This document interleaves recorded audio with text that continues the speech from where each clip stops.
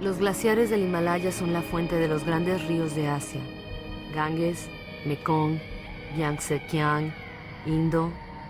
Todos nacen ahí. 2.000 millones de personas dependen de ellos para el agua potable y la irrigación de sus cultivos, como en Bangladesh. Situado en el delta del Ganges y del Brahmaputra, Bangladesh se ve directamente afectado por los fenómenos que se producen en el Himalaya y en los mares. Es uno de los países más poblados y pobres del mundo. Ya está sufriendo las consecuencias del cambio climático. Bajo los efectos de las inundaciones y de los huracanes cada vez más fuertes, 1/3 de su superficie podría desaparecer.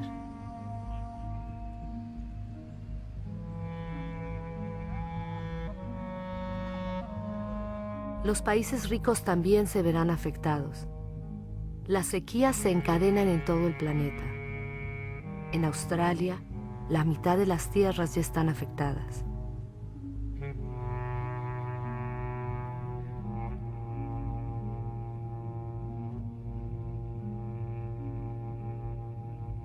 Estamos poniendo en peligro este equilibrio climático que ha permitido nuestro desarrollo desde hace 12.000 años.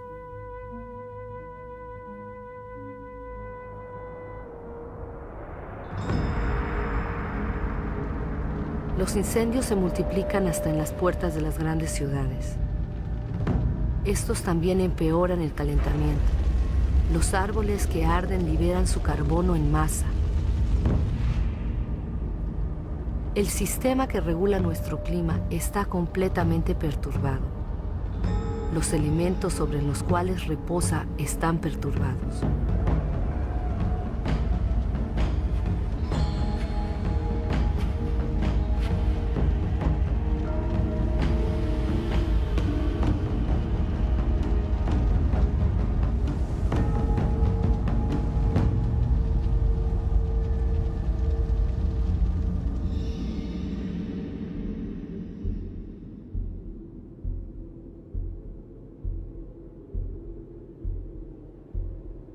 El reloj del cambio climático está aquí, en estos paisajes magníficos. Estamos en Siberia. Aquí, como en otros lugares del planeta, hace tanto frío que los suelos se mantienen congelados permanentemente. Este suelo es el permafrost. Debajo de su superficie se esconde una auténtica bomba climática: el metano. El metano es un gas de efecto invernadero 20 veces más potente que el dióxido de carbono.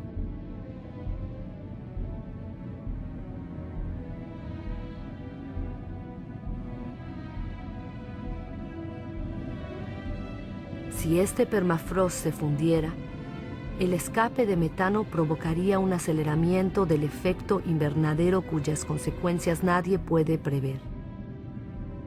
Un aceleramiento que nos llevaría hacia una tierra desconocida.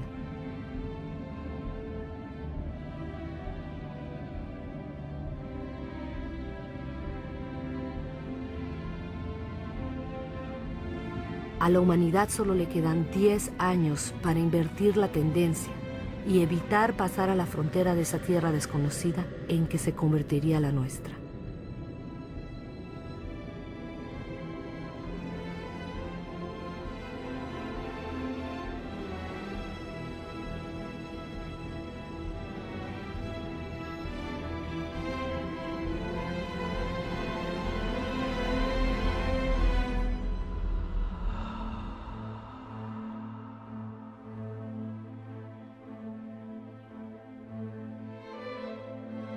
Hemos creado fenómenos que no podemos controlar. Desde los orígenes, el agua, el aire, la materia, lo orgánico, han estado íntimamente unidos. Pero desde hace poco, nosotros estamos rompiendo esa unión. No cerremos los ojos. Tenemos que creer en lo que sabemos. Todo lo que acabamos de ver se asemeja a nosotros. Hemos modelado la Tierra a nuestra imagen. Nos queda poco tiempo para cambiar. ¿Cómo podrá este siglo soportar el peso de 9.000 millones de seres humanos si nosotros no aceptamos de una vez por todas hacer un balance de todo aquello de lo que somos los únicos responsables.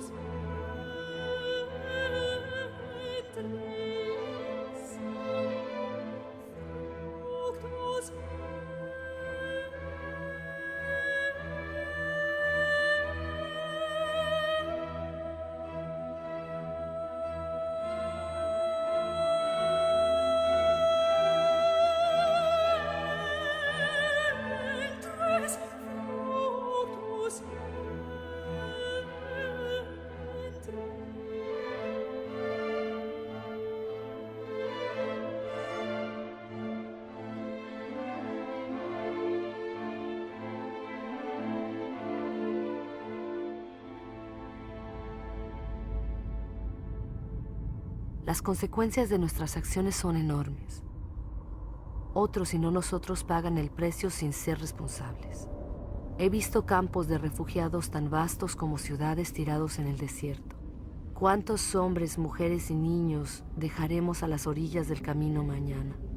Siempre es preciso construir muros para romper las cadenas de las solidaridades humanas, para separar a hombres de otros hombres y la felicidad de unos de la desgracia de otros. Es demasiado tarde para ser pesimista. Sé que un hombre, incluso solo, puede derribar todos tus muros. En el mundo, 4 de cada 5 niños van a la escuela. Jamás se le había dado instrucción a tantos seres humanos. Cada cual puede actuar, desde el más pobre hasta el más rico.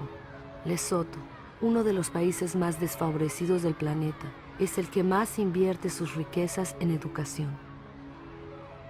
Qatar, uno de los países más ricos, se abre a las mejores universidades del mundo. La investigación, la innovación son sus recursos inagotables.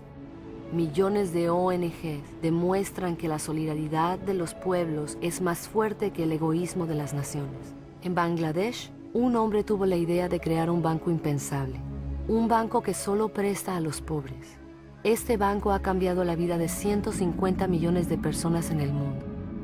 La Artántida es un continente de recursos inmensos que ya nadie podrá apropiarse.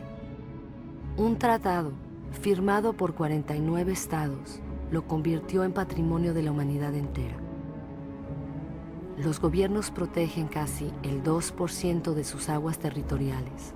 Es poco, pero ya es 2 veces más que hace 10 años. Los primeros parques naturales ocupan más del 13% de los continentes. Crean espacios donde la actividad humana se conjuga con la preservación de las especies, de los suelos y de los paisajes. Este acuerdo entre los hombres y la tierra puede convertirse en la regla y dejar de ser la excepción. Nueva York ha entendido los servicios que presta la naturaleza. Estos bosques y estos lagos proporcionan el agua potable de toda la ciudad. En Corea del Sur, los bosques habían sido devastados durante la última guerra. Gracias a un programa nacional de reforestación, los bosques cubren de nuevo el 65% de la superficie del país. Más del 75% del papel es reciclado. Costa Rica escogió entre los gastos militares y la preservación de su territorio. El país ya no tiene ejército. Prefirió invertir sus recursos en educación, ecoturismo y en la protección de sus bosques primarios. Gabón, productor de madera, impuso la tala selectiva. No más de un árbol por hectárea. Su selva es uno de los principales recursos económicos, pero se le da tiempo para regenerarse. Hay sellos que garantizan la buena explotación de los bosques. Tienen que convertirse en una norma obligatoria. Entre productores y consumidores, la justicia es una suerte para todos. Cuando el comercio es equitativo y beneficia tanto al vendedor como al comprador, cada cual puede hacer prosperar su trabajo y vivir de él dignamente. ¿Qué justicia y qué equidad puede establecerse entre los que solo tienen sus manos como herramientas y los que cosechan con máquinas y reciben subsidios de sus gobiernos? Seamos consumidores responsables. Pensemos en lo que compramos. Es demasiado tarde para ser pesimista. He visto una agricultura a la medida del hombre. Puede alimentar a la tierra entera si la producción de carne no acapara la comida de los hombres. He visto pescadores responsables de lo que pescan y que se preocupan por la prosperidad de los mares. He visto casas que producen su propia energía. 5.000 personas viven en el primer ecobarrio que se ha construido en el mundo en Friburgo, en Alemania. Hay ciudades que se unen al proyecto. Bombay ha sido la 1000ª en unirse. Los gobiernos de Nueva Zelanda, Islandia, Suecia y otros han decidido que el desarrollo de las energías renovables será su prioridad. Sé que el 80% de la energía que consumimos proviene de las energías fósiles. Cada semana se construyen 2 nuevas centrales de carbón únicamente en China. Pero también he visto en Dinamarca un prototipo de central de carbón que vierte su carbono en suelo y no en el aire. ¿Es quizá una solución para el futuro? Nadie lo sabe. He visto en Islandia una central eléctrica alimentada por el calor de la tierra, la geotermia. He visto una serpiente de mar puesta sobre las olas para aprovechar su energía y producir electricidad. He visto turbinas eólicas que se levantan en las costas de Dinamarca. Así se produce el 20% de la electricidad del país. Estados Unidos, China, India, Alemania y España son los primeros que han invertido en las energías renovables. Estas ya han creado más de 2,5 millones de empleos. ¿En qué país del mundo no sopla el viento?